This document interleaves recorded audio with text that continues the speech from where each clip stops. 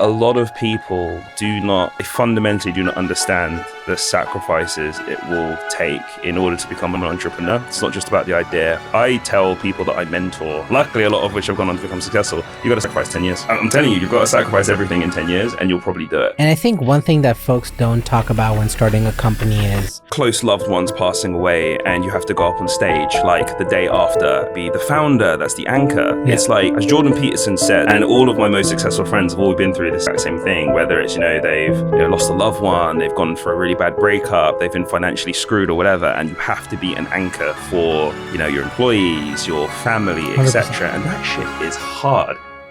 A lot of people don't know, for instance, I had a job at Google, I was a scientist at Facebook, like it pays all right? Yeah. But I was broke throughout the whole process. Again, it's going to sound harsh, but it's true. Yeah. Not everyone's meant to be a founder. 100%. So you're saying that if you, really good product guy or really good CTO and you're the tech guy, that's your founder thing, right? And someone comes and screws your marketing, something leaks, you get sued or something, right? Yeah. Or in your finances, right? I think one thing that, to your point, founders don't understand, if you're chasing those big checks come with all of this associated customer service and going out of your way, and then you also want to close the deal. Now you want to leave a good impression. Because I spoke to Russell Buckley, who sold Admob, world's first mobile advertising network, to Google for like 750 million many years ago, and he said the demand and supply problem even before our exit. The mobile gaming market will hit, based on my research, 103 billion, 4 billion by 2027. What percentage of that do you think Audiomob and or audio advertising can take and capture? Really good question. Hey guys, welcome back to Funds and Founders. We have Christian on today. I'm in New York for the week, so I just bombarded everyone I know and asked folks to come on. Before we get started, Christian, why don't you just tell the listeners who you are, what you're working on, where they can find you, and one message if you want someone to if they drop off right after this, what should they remember? Yeah, sure. So I'm Christian. I'm the co-founder and CEO of Audiomob. We invented non-intrusive audio ads in mobile games, mobile apps, etc. So let's say you're, racing a car, you crash it, usually get an annoying video ad that pops up in the mobile game. With us, for instance, an audio ad would play out the car's radio. So it's that background kind of non-intrusive stuff. That's what I do. Launched it in 2020.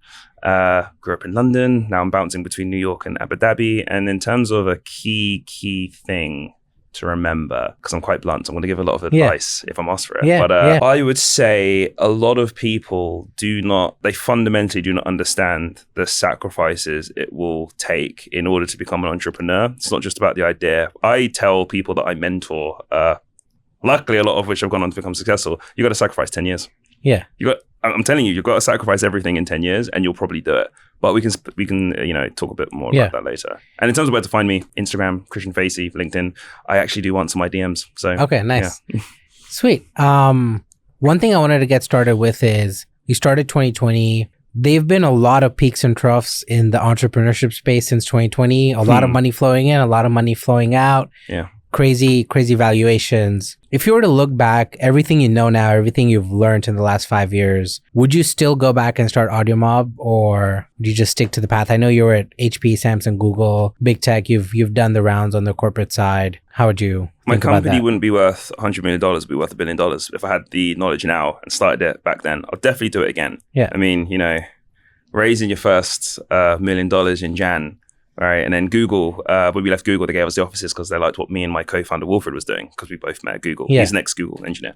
And we got into the offices in February of 2020. We were like laughing, we got $1 million out, we're pursuing our dreams. And then a month later, the world shuts down. And it's like, you cannot prepare for that kind of event because there's no rule book how to deal with that event. 100%. And, it's like, don't get me wrong, I know over the last 10 years, there are like peaks and troughs, 20 years in terms of peaks and troughs for a founder. We've got 2008, there's a little rockiness in 2018, but this was like completely off the books. So in terms of adaptability, it shifted to extreme mode, the hardest game difficulty, right? And I would definitely still start the company because I read a lot of books in 2020, more than any other year actually.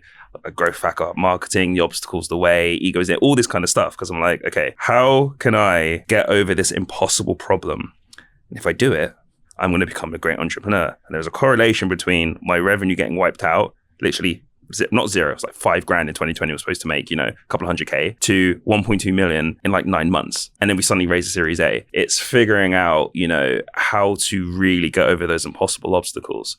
So yeah, I'll definitely start it again. And, having the knowledge I have now, just the way that I get across really, really difficult obstacles, I'll just be able to do it quicker. Yeah, makes sense. And I think one thing that folks don't talk about when starting a company is the amount of resilience you need, because I feel like it's very easy to give up, but you never know if sort of the turnaround is right after this obstacle, right? So you're going to face a bunch of obstacles along the way while building the company. Maybe you run out of money. Maybe you don't have the right engineers. Maybe something happens with the tech, or the tech isn't working, or scaling, or a demo goes wrong. But I feel like one thing I've noticed in all the successful entrepreneurs I've interviewed on is their resilience to just attack the obstacle and keep going, right? There's very few moments where it's like, oh, it's over, I'm just going to give up, right? You either pivot, you find a new idea, you just keep attacking at that mission that you have, the problem you're trying to solve, and sort of find the market fit that you're looking for. But I've seen the ones that find the easy way out, or they're like, oh, it's just not working, maybe I'll try something later. They're just not giving themselves the time to figure it out. And I feel like it's one of those analogies where you got to fall off the bike until you learn how to really ride the bike. Yeah. And so like, if you give up too early, I've seen people just never hit that momentum to even pick up. Yeah, exactly. So the riding the bike analogy, right? If you fall off, oh, this hurts, I'll try again in a couple of years. Yeah. And you're an 18-year-old that can't ride a bike. It's not a good look. Yeah, right? 100%. Just like, when learning to fight, right? Like, all of the great boxers, take the obvious, like Muhammad Ali, right? Yeah. If he gets punched a couple of times, oh, it hurts, let me train like a couple of weeks later. Like, it just doesn't work like that. And it's the same for entrepreneurship. That's why I tell the people that I mentor, it's like, if you're really serious about this, 10 years, give yourself 10 years. Yeah. Like for me, and shout out to a friend of mine called Harvey, many years ago on the path to becoming an entrepreneur. And one of the quotes that I don't even know if he knows that I tell people this, but he always mentioned this quote, get your bank account to zero. Like, you need to be willing to do that. 100%. Invest everything in yourself. And I always thought, when I was 17, when I was like, I know I want to become an entrepreneur, I am willing to sacrifice the whole of my 20s, absolutely everything. I don't care about having a house, a nice car, going on holidays. I'll sacrifice absolutely everything, even relationships, which I actually had to, in order to build something great. And again, you have to be willing to sacrifice pretty much everything. Yeah. And I think the only thing I'd add on top of that is, outside of just pure sacrifice, I think you need relentless focus. Yep. Nowadays, with social media and all these like people giving you guides online, like shiny object syndrome is really hard to get around, right? And if you're not focused on your goal, your mission, what you've started the company to do, it's very easy to get distracted. And I know people say, okay, it's very easy to balance so many things, but the reality is every minute you're spending not on this mission is just more time you're going to add to how long it'll take you to potentially get there. Yeah, exactly. So like a quote I picked up at Google. Ruth Porat, the CFO, can't remember if she's current or former, but CFO of Google, helped them IPO and everything. She always said this quote, it's that there isn't really a work-life balance. Work is a way of life. And that's how you've got to treat your goals, to be honest, any goal. I treated, I was a lot of people, well, they know this now because I say it in public, but I failed basically all of my studies before going to university. And I remember retaking my A-levels. For those of you that don't know, that aren't in the UK, A-levels are the exams that you take before you go to university. So I had to retake all of those in 1 year. And I remember the focus that I had to, getting the grades, to getting straight A's at uni is exactly the same focus that I have becoming an entrepreneur. It's like, that is all you are focusing on. And if you, this is how I think about it. If you fail, the consequences of failure are absolutely just not worth it. Yeah. But on the flip side, because it's going to sound a bit counterintuitive, the way you have to think about failure is, if you fail in pursuit of like a really, really hard or even impossible goal, you're going to come out better in the process anyway. 100%. So having those two like mindsets, I think is so, so important. 100%. Yeah. I think I relate with the risk-taking appetite a lot because like I talk about this with my wife all the time where I'm willing to go zero on an idea and like go on a venture or just something I'm willing to do. Traditionally being an Indian household, you tend to be more conservative. You tend to like save more money, like don't buy the lavish thing or don't like spend on something you don't really need. It's just how my parents were brought up. It's how most of my generation was taught as kids. But for some reason, I have this like innate ability to, I'm willing to risk it. What's the worst that's going to happen? Bang, balance goes to zero. I get up, I go get a job and I'll be fine. Like, I mean, exactly. I don't think there's ever a situation where I'm going to be out on the street, and I'm fortunate to have that. But yes, to the point where I'm willing to go to zero, try it out, go all out at it. And then if it didn't work, and I'll pick back up and go get a job, maybe reset in a year or two and then try again, right? I think that part of the journey is what I enjoy. But also what I feel like people don't talk about it as much is that this is a journey. It's not a do A, go exit, go get a beach house and chill, right? Like it's not like the 3-step formula. It's a journey, and everyone's journey is going to be different. Some people will get there in a year or two and then they'll have a painful 3-4 years. Maybe you'll get there in year 8 or year 9 and then you'll have another couple of years after. But I feel like that's one thing that a lot of entrepreneurs don't openly talk about, because once you're successful, everyone happens to have some story that just sounds great. But I feel like no one's really talking about the 9 out of 10 are failing, and like you never hear their side of the story.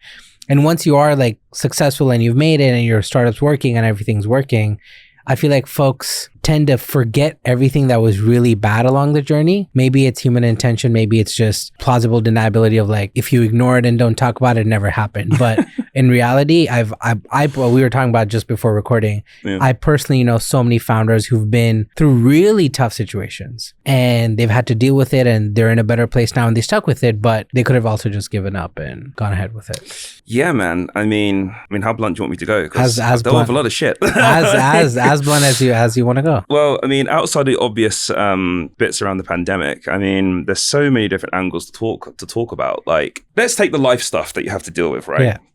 Imagine, close loved ones passing away and you have to go up on stage like the day after and, be the founder, that's the anchor. Yeah. It's like, as Jordan Peterson says, sometimes you've got to be a monster in order to, get your shit done. And all of my most successful friends have all been through this exact same thing, whether it's, they've, lost a loved one, they've gone for a really bad breakup, they've been financially screwed or whatever. And you have to be an anchor for, your employees, your family, etc. And that shit is hard, 100%. Especially when, you can imagine, trying to, raise your first $1 million, or you've raised, I've raised like 20 million today, and I have to deploy that. And I have to deploy that like a strong founder, an anchor that can go on stage, that can deal with investors, because if you show weakness to the wrong investor, they will try and screw you. So 100%. There's all these different things that you've got to do. And it is a journey, because in terms of the way that I deal with these things now, and I've always found it quite interesting, like, and again, I don't want to go into like too much into philosophy or whatever, but I do feel like a lot of society and the way they develop into adults has been somewhat slowed based on, education, being encouraged to go to uni, not really learning life shit. Yeah. And then becoming a founder, especially one that's, a little younger, right? Again, I had like 6 years of experience after uni before I went into it, but some of the stuff that you have to deal with, like grown up shit, it like matures you very quickly. Yeah. A lot of people don't know, for instance, that, I had a job at Google as a scientist at Facebook, like it pays all right? Yeah, yeah. But I was broke throughout the whole process because, I had to, I had certain obligations to, support family members and things like that. Yeah. Some financial stuff happened, which again, I can go into a bit later, but like really bad stuff happens to you whilst you're doing like the hardest thing possible, which is to try and, start a company and then run it. And it isn't pretty, right? I remember reading up, before I went to Google, I read up news articles. Someone got into a non-engineering vertical of Google. I wish I could do that. I did that, got into Google, taught myself to code. Then I started reading, these ex-engineers and ex-Googlers that started the company. I only read the best stories though, and I didn't even know. I thought, 100%. Okay, if you go to Stanford or get, a best tech job in the world at Google or Facebook or something, then you could just, walk in, raise money on an idea on a napkin and then just go at it. Yeah. But nah, it's so much harder than that. 100%. And I think statistically, what is it? Is it like, was it 1% of companies raise and 0.1% last more than 5 years? Something crazy like that? Yeah. It's not easy. It sucks in the beginning, actually. And I think I want to say over the past maybe 5 to 6 years, especially post-COVID, these numbers have ballooned a lot more. One, because there's a lot more entrepreneurship content. Everyone wants to be a founder and owner of their own business. And I feel like that's ballooned so much more, but it's not like the capital being deployed has also 10x or 100x. The amount of capital being deployed is growing at its own rate, but the amount of founders wanting to gun for this capital has ballooned, right? And so to your point, understanding what that process looks like, because all that you read online is that dropout who raised 100 million, or whoever the 28-year-old who Facebook just bought out for 15 billion. Like, these are the stories you read. Yeah. But there's so many more. I think statistically, and someone don't quote me on this, but I think the age of a successful founder is like 46 or 47. Yeah. So if you take into account who's actually making it at the end of it and not just deploying capital and crashing and burning and leaving with nothing, which is a real part of the journey. You could be successful, raise the money, but you end up after 10 years and you're not financially free. You still have to go get a job. You learned a lot of skills, but that was it. And so now how do you deal with that? No one talks about that. No one talks about all these founders who are trying to make it, who had small exit, or their equity. They have a lot of equity in a paper equity company that there's no path to liquidation. People just don't talk about this shit online. I know founders who've signed 3x, 4x preference term sheets when they were desperate for money, and I don't think they fully understood what they were signing. Yeah, I'd rather sell it for spare parts than do that shit. That is crazy. And so, that I think that's what people don't talk about. Yeah. And I mean, I'd also throw it on the other side where there's very few investors who will try to help you, because at the end of it, they're deploying money. They also have to make money for their fund. No one's going to come tell you, hey, this is not a good term sheet, right?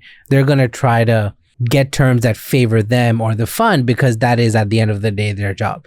I'm not saying that's all investors, but yes, you also have to understand that side of the business of startups and the game. Like, what game are you playing? What game are they playing? Everyone has something in it for them, right? So yeah, absolutely. I mean, outside of the fairy tales, I was reading, not fairy tales because it existed, right? All the founders that, like Scale AI, etc. But there is one thing that happened. So I got so lucky, and it is lucky, with our first investor. They're called Supernode Global. Shout out to Michael and Gina. Best investors that we've ever had, right? I'm talking about like the nice, actually founder-friendly investors that, when the world caved in after we just got $1 million from them 3 months later, okay, here's an extra 300K, go launch another round. Like, they are really, really supportive. And in terms of like, they'll tell us like about, whether terms are fair or not. And we eventually found out that they were being, honest. So we got very, very lucky with our first investors. But what you said is completely right. Like, what investors will try and do is they'll try and trigger a due diligence round. They'll, oh yeah, what's your runway? Oh, what's your revenue? Okay, great.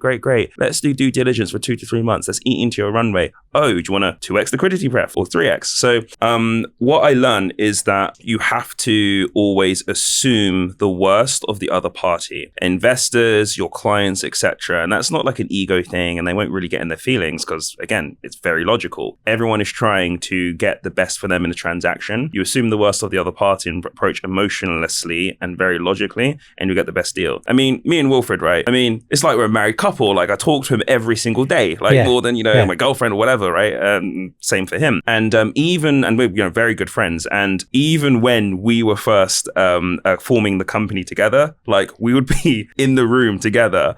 And I remember the lawyer that we used at the time was like, this is a bit unusual. I've never been in this situation before. Because I was like, okay, if Wilfred screws up, what are the bad lever preferences? Like, Wilfred was like, if Christian embezzles money, what is that? So we were like going really in. So we really understood what situations we had to prepare for. 100%. Because again, we know we're very honorable founders and we'll never like screw each other over like you read about online. But you've always got to assume in a negotiation that even if you're friends, you're not friends, you are doing a transaction. As long as founders kind of follow that approach with investors and don't fall for the whole honeypotting, we're founder friendly, bullshit. Yeah. You'll be fine. Yeah.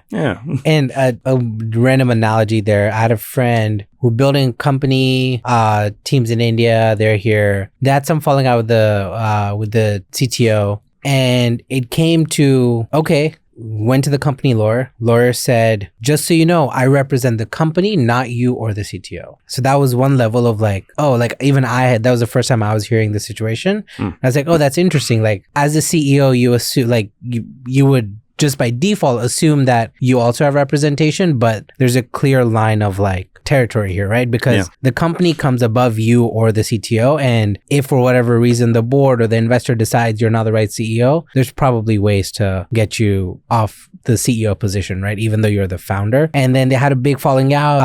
CTO wanted to pay out, but they hadn't officially signed documentation because it was all being worked on in process. Neither of them had done it. And so technically the company didn't owe the CTO anything. And so the lawyer had set up the situation where, okay, this is happening. And the CTO's like, I want to quit. I want out. And they're like, okay, are you sure? And like made sure that the CTO had used these exact words that I want out of the company. And then clauses came into effect and they're like, realistically, based on everything that you guys have signed, company owes you nothing. So you want to quit, you quit. You don't get any equity, nothing of your equity vested. But then again, CEO being a good person was like, okay, we'll do a small payout, cash payout. We've raised some money. He's spent 2 years building the company, so we'll give him some payout. But there's situations like that where even when you're really tied to the mission and you want to make it work, for whatever reason you want out, you got to make sure that you are also protected to the situation you just described. Understand who's to pay in which situation, what happens, who owns what, who doesn't own what. And these are things you just take for granted because you're building and like you won a hackathon and someone wants to give you money and now let's go form a company and like everything's in my private GitHub and your AWS account. We got these credits here. You don't think about these things and these nuances, but if a situation does end up happening where like this shit needs to be legalized, you gotta have your ducks in a row. And I agree. And you know what? I agree with the reality that a lot of founders fall into that trap. But again, it's going to sound harsh, but you know, it's true. Yeah. Not everyone's meant to be a founder. 100%. So you're saying that you're going to sacrifice everything and not read the legals? Yeah. Like the fuck? Like, no. Yeah. You know? Yeah. And don't get me wrong, like, me and Wilfred, we're kind of ruthlessly logical, right? And for us, it was like, okay, we have 100-page legal document. This is our first negotiation. I have no idea what half this shit means. Yeah. So I remember I used a service called Seed Legals, London-based legal company. And they had amazing blogs. I think they still have them actually, where it explained all of the different legal terminology and processes for a full fundraise. So I spent 2 weeks reading everything, absolutely everything. Talking about hundreds of pages of stuff. And I got skilled up very, very quickly. And anything I didn't understand, I asked the lawyer that we used at the time. And now you have ChatGPT. So there's no excuse. 100%. There is no excuse. Put the contract in and then literally have an interview with an AI about what you don't understand. 100%. And I'm sorry, like if you're a founder that just like gets excited and, you know, $1 million, let me sign the contract and get this done quickly, then, you know, you ain't going to last long, unfortunately. Yeah, 100% agree, right? And I think there's so many aspects, again, to when you go online and you want to do entrepreneurship, all these people have opinions on how to do it and how to raise, and here's how to get a meeting with a VC, and here's how to do this. No one tells you need to have some idea of financing and accounting because you're running a company. And you can't necessarily afford a really good accounting and bookkeeper right out the door. Even if you do, you got to cross-check and make sure that they're not, you know, doing shit that's going to affect you or the company or runway. I don't know where I read this. Maybe it is a LinkedIn post. Maybe it is someone I know who was texting me something. But their accountant was using outdated software. So it looked like they were making $5 million a year, but they were really only making $2.5 million a year. And it was just an accountant mistake for whatever reason, or just incompetent accountant. But the founder was relying on these books and the numbers that they were being given. Didn't cross-check even once, didn't do anything. And when push came to shove of like, okay, we need to move some money around or we need to like rebalance our books, it came out that you don't even have as much money as you thought you were. So you're operating from this point of like, here's what my company's doing, but in reality, you don't have that money to spend. And so it just puts you in a really bad situation. And I think founders grossly underestimate your product's important, your market's important, what you're doing is important, but you should spend at least 5 to 10% of your time and skill set learning finance, learning legal, learning HR, learning how to hire and fire people, because truly that's what builds a good business. Your product, tech, and market is probably the core of your business, but there's all these parallel parts of the business that you got to understand, and as a leader, you're in charge of. You can't just say, oh, here's my accountant, go talk to him. Like at the end of the day, it's your company, it's your books. You gotta also have some stake in that part of the process. Where exactly? I mean, the amount of angles that you can get screwed being a founder is insane. Yeah. And a lot of the reason is, as you mentioned, if you are, you know, really good product guy or a really good CTO and you're the tech guy, that's your founder thing, right? And someone comes and screws your marketing, something leaks, oh, you get sued or something, right? Yeah. Or in your finances, right? Like you just mentioned, that can also screw you over, and then your investors are going to be furious with you, the founder, yes, not the accountant, because everything as a founder is your fault, yes, even if it's not, right? And I find that, I've always said to my investors that internal and new ones coming in, that our unfair advantage is that my co-founder Wilfred is a CTO, but he can pitch as good as I can. So he can do a bit of everything. Don't get me wrong, I'm a more technical CEO than what is normal, I guess. Taught myself to code, etc., etc. But, we've both thrown our hat in the rings in terms of being the technical guy, being the product guy, being marketing, HR, finance, etc. And that is so, so important because you are eventually going to have to pull apart your business. You will eventually have to restructure it when the world goes to shit, etc. And you will have to optimize very, very quickly everything. Now, the fire that was put under me and Wilfred's asses was in 2020, where we had no option. We had to do it. It wasn't a bull run where, things were going fine and, I was working on the revenues, working on the product. We both had to work on everything to understand exactly how to completely shift the business to get out of the pandemic when there was no revenue on the planet that we could get access to. So in terms of like my own lived experience, that was actually beneficial to force me to learn that stuff. But in general, I think every founder needs to, the term's called founder mode or something, where, you basically have to be on top of everything. Yeah. That's very, very critical, I think, for at least either your first 5 years or before your Series B, until you can, afford the $250,000 to $300,000 C-level to kind of, give the business to. 100%. But even then, you're still going to need to, Unless this is a trusted person you're putting in, to your point, you still got to have an idea of what's happening, right? As a founder of a company, you can never say, oh, talk to my CFO for the numbers. You should have some idea of the numbers. Yes, if someone wants to dive into like nitty gritty, you can pull someone in.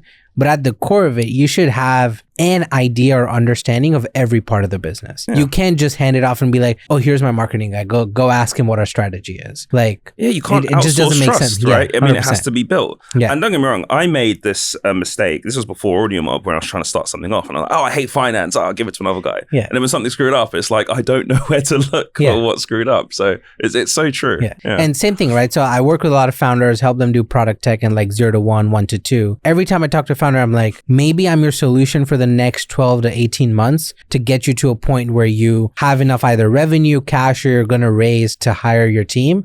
But I never want to be your full-time team. I think it doesn't make sense. I'm a good middle ground to get you up and running when you don't have a lot of cash, maybe meet you halfway, but I'm never your long-term solution. So don't rely on me as your product tech CTO because it's just not scalable. And I will never be as built into the mission as someone who's on your side of the house. Because at the core of it, I'm providing a service to you. But also a lot of founders just tend to get complacent, and if someone is handling that side of it, they just let them keep handling it. And then it goes up and down, and then maybe that team gets complacent because at the end of the day, their incentive is the invoices they're sending you. They don't have any equity in the company. They care about growth, yes, but they will never care about it to the same level you or someone on your side of the house does. But I've noticed a lot of founders are trying to offshore everything, Upwork everything, hire VA in the Philippines, hire someone in South America. And I'm not saying that doesn't work, but that cannot be your founding team. You cannot build a solid core business off of contractors. I personally don't think it's a scalable solution. And I've noticed a trend over the last year where people are gravitating to, oh, let me just hire this $4 an hour marketer here, or let me hire the sales associate in South America, or this resource in Philippines, or this person in India. And it works, but I don't think it scales. I don't think it ever scales. I think for a lifestyle business, it could probably work, right? If you've got like, I don't know, like a design agency, a drop shipping thing or something. But if you're building like innovative tech that did not exist before, that might work for the first year, but it won't work to get some real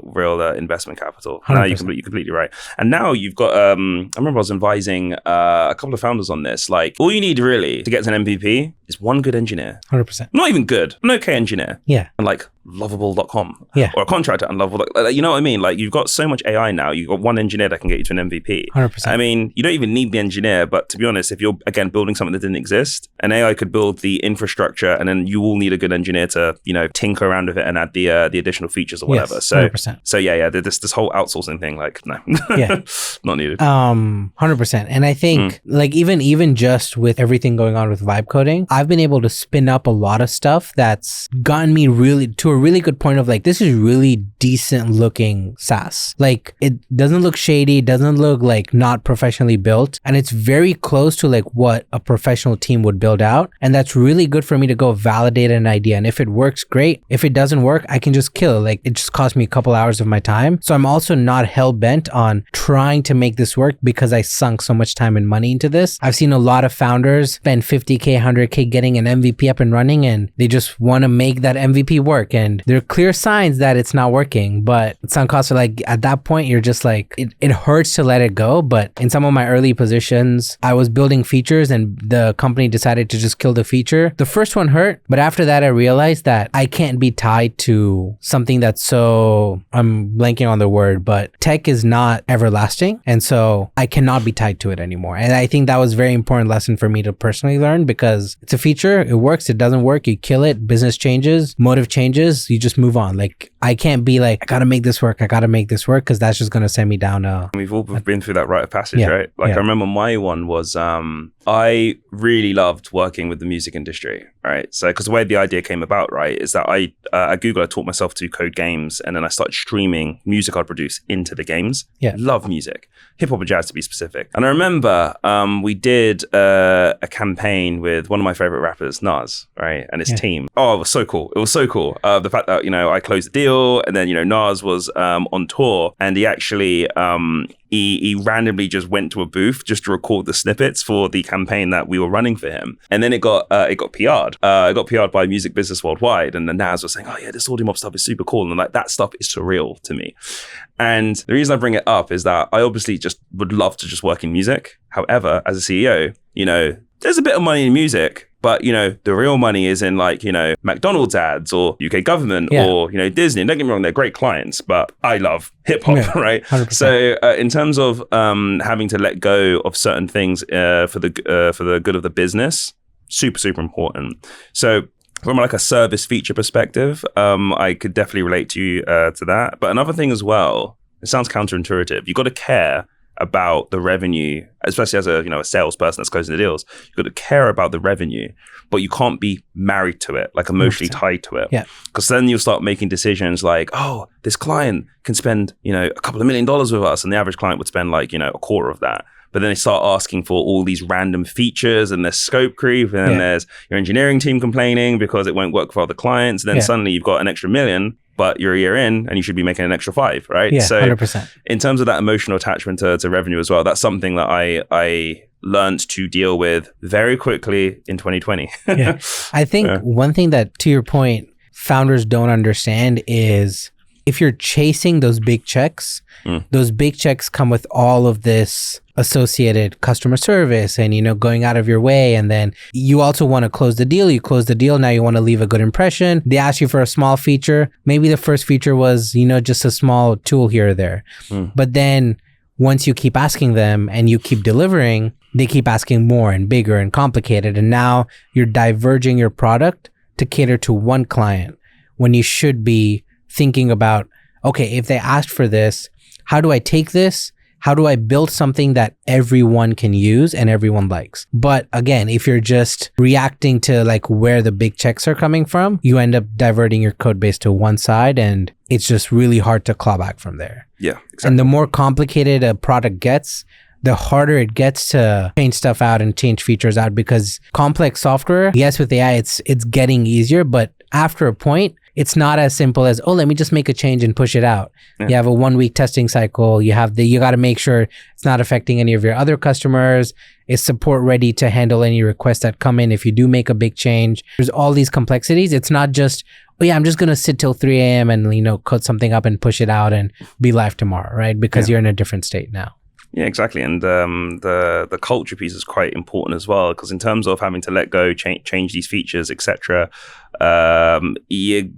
outside of the founders, you've got to make sure that your founding team is also has that mindset. Otherwise, you're just going to be fighting with your team, right? In terms 100%. of what you need to release, what you need to delay, what you need to kill, etc. Yeah, 100%. Yeah.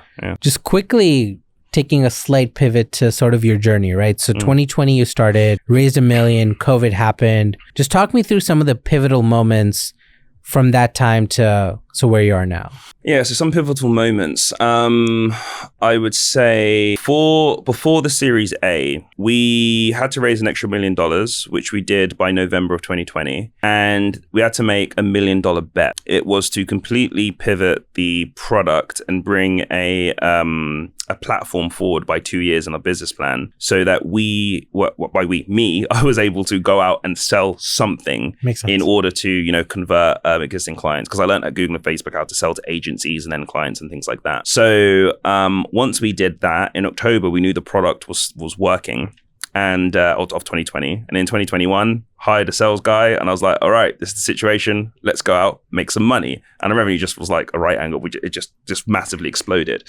And then by May, we ended up doing a deal with Procter & Gamble. And I remember I was working abroad at the time, had to get like some sunlight from, being in my bedroom from COVID, right? And we closed the deal. And I remember thinking, holy shit, this is going to get us to 6 figures a month. I think we can raise a Series A. I was like, oh, God. So had to make sure we had enough revenue that we could present to the investors during the Series A. And then we developed a Series A deck and kind of went at it for, a good couple of months. And I got a no after a no after a no. And it got to the point where we had one final fund, Makers Fund, who's now our investment director. They've invested the most money so far. And we were negotiating with them and we were having a valuation dispute. And I remember the thing that got them over the line, because we're working with one of their investors internally at the time, we know that we are tackling enough total addressable markets to get to $1 billion. Like we know it. We've got companies similar to us in a different space that have done it, and they're like $260 billion, right? AppLovin to be specific. And we were negotiating between a 50 and an 80 million pound valuation. And the line that got them over the line was, well, if you really think this is going to be a multi-billion dollar company, what's the difference between a $30 million or 30 million pound difference right now? It got them over the line. And I remember the night before I got the WhatsApp saying this is a go, me and my co-founder were thinking, okay, we're going to have to either cut everyone at the company or sell it for spare parts. Yeah. Soon as Makers Fund said yes, pivotal moment, we went from getting no's to $35 million in offers within a week. It was absolutely insane. And I remember I was at one of my best friend's stag do's when I was about to sign a term sheet and everything was fine. I get a call. Lightspeed Ventures, top 10 US fund. Yeah. You have to pause this deal right now. We want in. And I'm like, I was thinking, are you fucking serious? Like, I just want 2 days off. There's no days off. And I spoke to Makers Fund and my investors and they're like, you have to let them in. It's Lightspeed. So I remember I was like paintballing on the stag do, taking breaks, going on the call. Wilfred, who of course can pitch as well as I can, was also negotiating insane weekends. So that was pivotal because we got loads of tier one investors, Google invested, etc. The next pivotal moment, I think, would probably be when we had a complete culture revamp. Okay. So one of the mistakes I think that myself and Wilfred made, and this has been verified by lots of founders that have mentored us, that have got, like $1 billion companies, etc. We introduced perks way too early. So we wanted to do this whole kind of Google-esque thing where, with the cool, friendly startup, let's introduce some perks and get all the people in. And I'm going to be really blunt now. Like, unfortunately, and I wish I got this advice in like 2021 rather than 2024, is that I won't mention the company, but the company said that they had flawless performance. Everyone was a superstar until they introduced perks. And then they started getting HR issues, people like, being middle of the road, not pulling their weight, etc. And that, unfortunately, what happens before you've got a product that prints money that has perfect product market fit. We cannot afford to have middle of the road people right now. And the perks is what was doing that. Because, the people that want to, cruise along in a startup that's got a good press profile, they can get a title, etc., get the perks. I remember thinking, this is at the end of 2023, me and Wilfred just closed a really big contract with one of the world's biggest audio advertisers. They're still with us now. And I was getting complaints about gym credits and lunch card credits. And I'm thinking, what? Like, did you not just hear what has just happened and like how the company's going to pivot into greatness? Yeah. So we had a massive culture revamp in 2024. And, it's rather than there being this whole, friendly, we're a family with perks, it's a high performance culture, we will invest massive amounts of money in you if you invest in yourself and want to invest in yourself. It's a meritocracy. None of this, oh, we're going to have drinks with the manager, being friends, and maybe get a promotion. I don't give a shit about that. I give a shit about performance. The friendship stuff can come later. Yeah. And again, it sounds really, really harsh, but there's a reason why X cut half of their company and you don't notice a performance difference, right? There's a reason why Google and Spotify made these redundancies and the stock price is still going through the roof. It sounds really harsh, but it's true. And what we have found is that adopting these high performance culture, our headcount has gone down and our revenue has gone up, but the people that we're now finding are absolute killers. They're absolutely amazing. And it's one of those harsh realities where doing that culture shift, there was obviously some pushback, but we've now gone out the other side and we are in a very, very strong position. So that was a pivotal moment. And to be honest, given how, things have developed, I think every founder is probably going to go through not just a restructure because of, finance, but a revamping of their culture as their company matures. Yeah. Just quick question on the revamping your culture, right? So What does that entail? Are you letting go a lot of people who are, middle of the road and rehiring? Are you taking perks away and sort of setting a new set of, I don't want to say rules, but again, new set of here's how we want to operate and seeing who fits and who doesn't fit? Or what does that entail? How long is that process? And is the company halting while this is happening? Or does that also have to move at the growth pace that? So the company definitely has to move. But the key parts of your focus will change, right? So you've always got, the revenue, the investment relations, etc. But some of the deals that you concentrate on, you might concentrate on 1 or 2 deals and the culture piece rather than your top 5 to 10 deals. Makes so it's sense. that kind of thing. Makes sense. And again, in terms of using logic, I say that word a lot, it is absolutely critical. Even though its culture piece is quite an emotional thing, it's actually quite logical. And 2 amazing investors, one of Wilfred's mentors that came on board, her name is Joy. She trained us on something called a luminous spark. So it's really similar to Myers-Briggs, only though there's a psychological trait split into 25 different traits, and it gives you an analytical view on who you are as a person. Entrepreneurial, are you tough? Are you more amenable, etc. So there's all these different traits, and we analyzed everyone's psychological profile, and we had a 98% response rate in terms of the accuracy of the profile. So we adopted it, and then we started matching people's psychological profiles to their performance, and then we found out basically what culture we wanted to create from that. Yeah. So there are data points you can use to change your culture for the better. I think. On the perks question, right?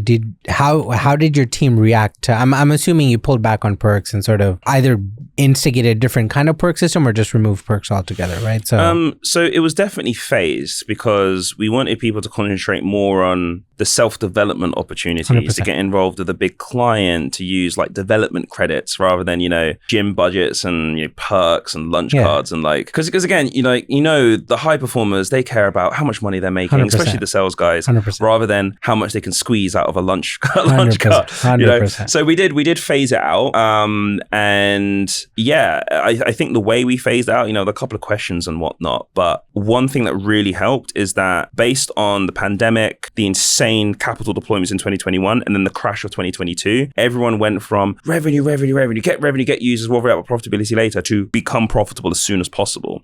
So it's very easy to say, we ain't profitable, so we ain't doing perks. It was quite simple. So that's how we phased it out. Makes and sense. It worked quite well. Makes sense. Yeah. I think my take on why employees or people early in the company, but not really the founding team, why their perception to changes is I feel like there's always a moment in your journey in a startup where you go from, I want the startup to grow, to this is a paycheck to me. And I feel like you can tell the difference of the way someone's working and performing on whether they're in the, hey, this is a paycheck for me, or I'm invested in the growth and I want to learn other parts of the business and I want to sort of help wherever I can, even outside of my role. I've noticed every time I've worked with people or just founders or early teams is you can tell the difference in one type of employee versus the other. I'm not saying working for a paycheck is bad per se, but to your point, based on where you are in the journey, maybe that person is causing more trouble for you than they are actually providing value for you. Understanding what kind of a culture or employee you need at that point sort of makes a big difference experience on how you build a team, how you structure the team, how you give direction to the team, and how also you operate as a founder. Some people are micromanaging, some people are not. I don't know on whether there's a right or wrong answer on how to build a company, but understanding yourself helps you understand what kind of team you need to build to get from A to B to C. And it probably changes in every level, but I think there's a lot of maturity needed to sort of understand that, okay, maybe there's something wrong in the culture. I need to go fix this. I feel like more often than not, founders will either push that route down the road or just ignore it because it's too hard to deal with.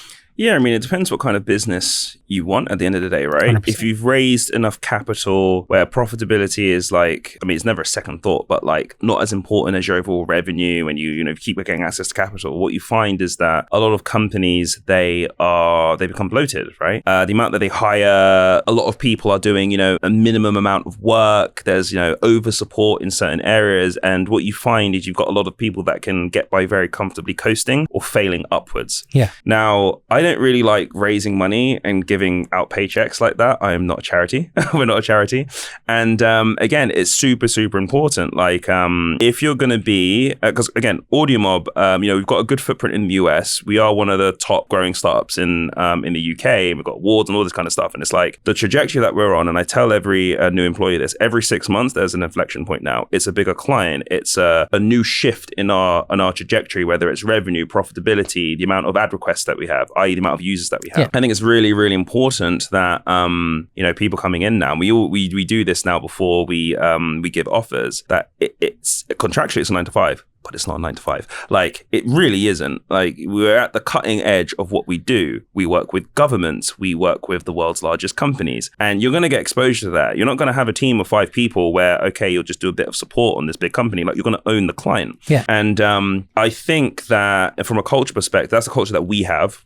Pure high performers, no middle of the road people. But I think, and I wish that I had it down on paper from our first 6 months, what we needed the culture to be. Now, whether we could have even found out at that point, who knows? But communicating that before you make the offer and sign the contract to your future employees is super, super important. You might lose the one you want to give an offer to after you have that conversation, but it could save you like a year of having 100%. The wrong person in the business. I feel like that's so powerful because, again, to your point, you're setting expectations and someone isn't going to come in assuming something or thinking something. It's very clear out of the gate, hey, here's what we expect from you, right? And then as someone who's joining this new role, you need to know, okay, how do I get there? How do I make sure that I'm meeting their expectation? Because again, you're running a business. You're not running a charity. You're not going to keep someone around who is not doing what you hired them to do. And at that point, I feel like a lot of folks take that for granted. They're like, oh yeah, I'm going to onboard, it's a 2 to 3 month onboarding process. I'm like, why do you need a 3 month onboarding process? Like, what are you doing in 3 months that he can't learn or they can't learn in like a couple days on shadowing someone and just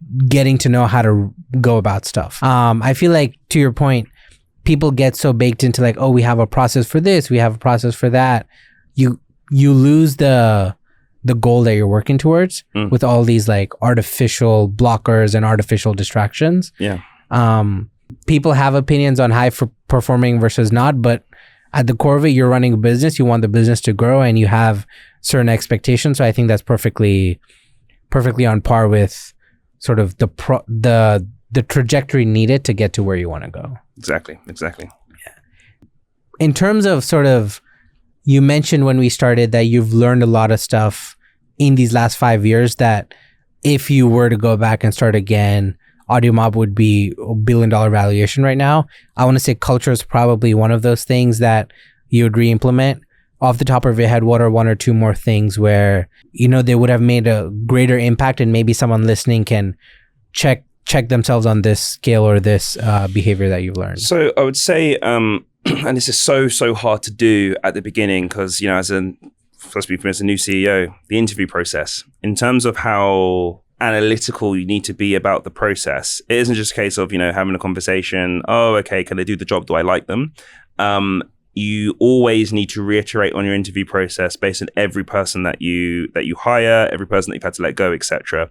And you almost need to build the interview around the problems you had with a previous hire or problems that you expect.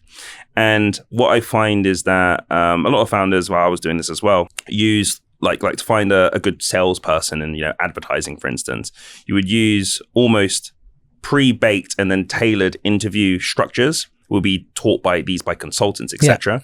But what you really need to do is you really need to tailor it based on having highly documented events of what went well and what didn't go well with either your current employees or your previous ones. So that I think would be very, very helpful. In terms of the investment as well, raising money, a couple of things. So from the moment you have a website, build in an investor sign-up sheet. Just build that in immediately and make sure that you're, and a lot of founders don't like doing press, but it's very, very helpful in terms of whether you're promoting a fundraise, a case study, whatever it is. Once you promote that, rather than investors just, asking you for a call and wasting your time, they'll just sign up to your investor newsletter. So you can use that to build up traction very early. Yeah. We started doing that, I'd say a year in. I wish I started like 1 week in. And then in terms of the investment pitch as well, you've really got to make sure that if your company has a feature or something that can be built that orients around a current trend, super important. So I'll give you an example. Audiomob, right, has a crypto strategy. Listen to an ad, earn some crypto. Okay, that's on a product roadmap. The product is built. We put that in 2021 because of crypto. Also got a metaverse strategy. We built that technology as well, so we can go into AR and VR headsets. Yeah. Isn't the most vital thing, but it definitely helps you get a higher pool of investors if your company is able to build something that could generally benefit you, but is on trend as well. It will just massively increase your amount of investment. Yeah. And a lot of founders, and I do agree, it's like, we shouldn't have to do that if the core business is tackling a multi-million-dollar TAM. Like the VR TAM is like 5% of it, but it will attract investors. Yeah. However, you got to operate the way the world is, not the way you want it to be. 100%. And I think the reason I like that trend line of thought that you have is, even if you're not actually going to go build out that line of the business or the line of the revenue, it shows investors your capability to understand what's going on.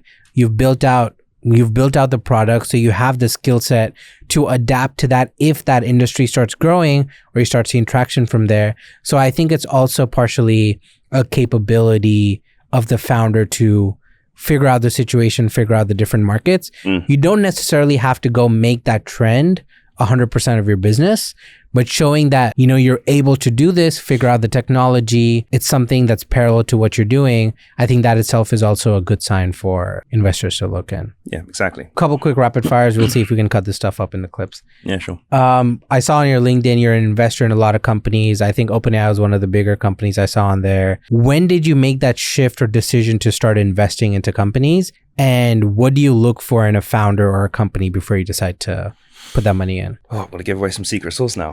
So I've been investing in public markets and trading since I was 16 on and off. Learned a lot from my dad, then went out and learned my own stuff. And I've always been interested in investing.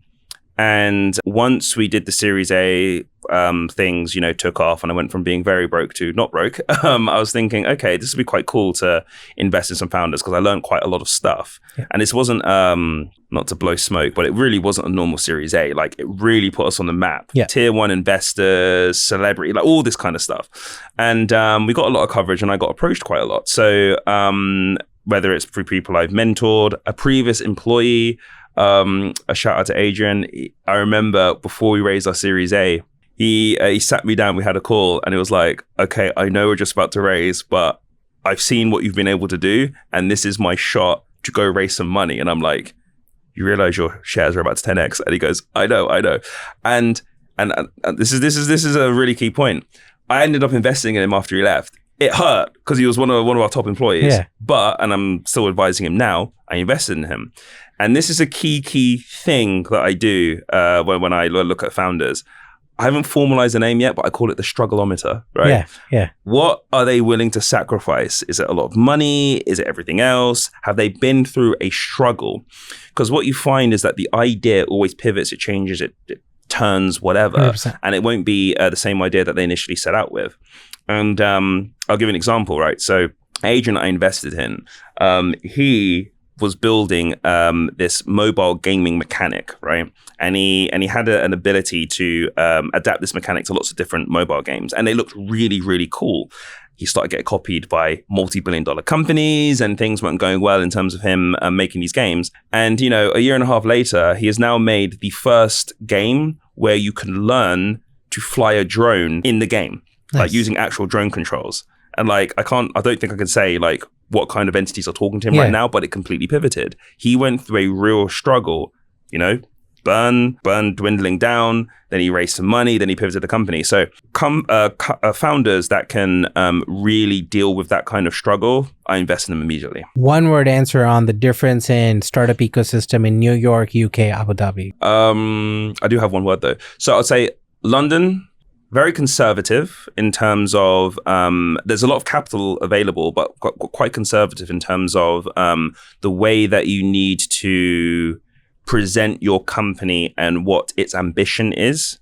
You've got the US where, and I love it because I always say, pitch like you're pitching to a US investor, no matter what it is, in terms of where you want to go.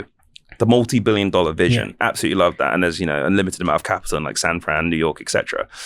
And in the Middle East, I would say having face-to-face time is absolutely essential. 100%. You will not raise in the Middle East without meeting your investors. It's impossible.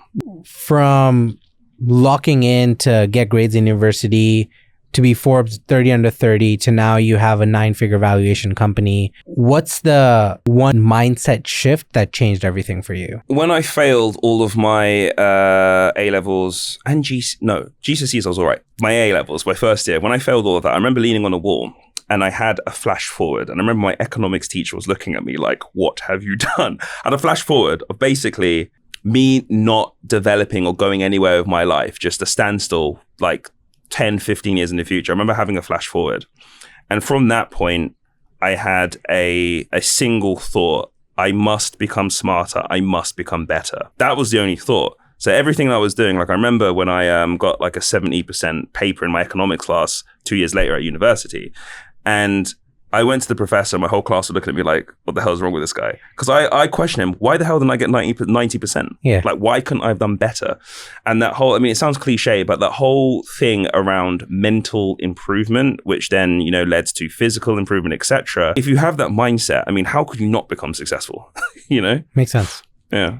You mentioned you have a lot of mentors and you also mentor a lot of founders. What's one thing you look for when you're selecting a mentor? And what's one thing you look for when you're choosing a founder to help mentor? People that mentor me, and luckily it was family friends of mine, but I always looked at success. I want to be successful. I want to have something that is mine. Who is successful that has built something that is theirs? And don't get me wrong, it's like, it's not just looking for someone that's wealthy or rich or whatever. It's someone that has specifically done something 100%. that you are trying to do. And, you know, all these stubborn people I find, I want to make it myself. I don't need to listen to anyone. You're stupid, okay? Because you need to save as much time as possible because you will make your own mistakes. Get a mentor. Now, for founders that I and not even founders, like people that aren't founders that want to become founders, or, you know, someone might want to, you know, get a good job at Goldman or Google or whatever it is, I'll mentor anyone. And they both have the same mindset in terms of wanting to improve themselves and dedicate the time. Makes sense. The thing I hate most is I spend an hour talking to someone, I talk to them 2 weeks later, and it's like, what the fuck have you done? No, I'm thinking, no, spend time and execute. Yeah. So those are the only people I want to mentor. Yeah. Random analogy, I was listening to My First Million and they're talking about feedback to founders on an episode. Two founders like, hey, we're going to go, we have this pitch deck, wanted feedback. So they got the feedback and then he's like, okay, so let's set up time at 2 p.m. today, like this in the morning. So just have a round of revision ready and we can go through. And they're like, oh no, we were going to do it like later this week. He's like, but you said this is important and you need to do it by tomorrow. Yeah. So like, let's meet at 2, we'll figure it out. And then we'll meet at 4 again. And then we'll finalize and 7 p.m. we can have the deck ready. But like, if a mentor is telling you that and you're wanting to push it off, there's obviously some mismatch there, right? Exactly.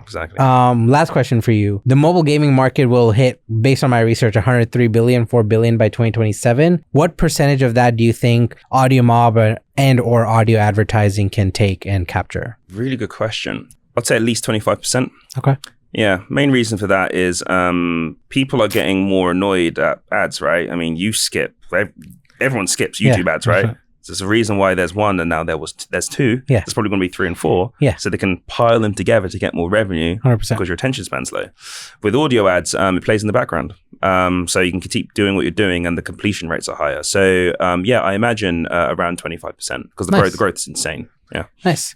What's one challenge you have right now or one problem you're working on solving? So many problems. I'll try and give you a good one.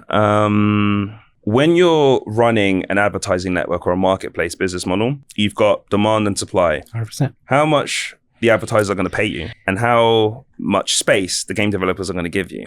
What I always say is you've always got to prepare for the worst, but you've got to prepare for the best as well. And sometimes when you get sidelined, you don't prepare for the best good enough. Like an advertiser saying, I want to 3x my revenue next week. Can you give me the inventory? So we've got to go to the game developers and product roadmap, which game developers are we going to give the money to kind of thing. So the constant demand and supply problem is always the biggest problem ad network has. And I just accept it now because I spoke to Russell Buckley, who sold Audiomob, world's first mobile advertising network, to Google for like 750 million many years ago. And he said, the demand and supply problem, even before our exit, was always the biggest problem. And that is the biggest problem. So I'm dealing with that like on a weekly basis. Nice. But, it's they want to spend more money, not that they pulled all their money. So it's still a good problem to have. Nice. Yeah. Sweet. Well, I appreciate your time. Quickly tell any listeners where to find you, what to look up, and if you want to send them one place, where should they go? I would usually say LinkedIn, Christian Facey, connect with me. You can. I post some stuff every now and then, but it is pretty packed. If you want me to respond, my Instagram, Christian Facey, and I post bits of content to help entrepreneurs out. Nice. Well, I appreciate your time, and we'll link everything. We'll give you some shorts edits, but Thank you for coming on, and thanks apologies for the calendar mismatch, but we figured it out. It's all good. Sounds good, man. Thank you. Thanks.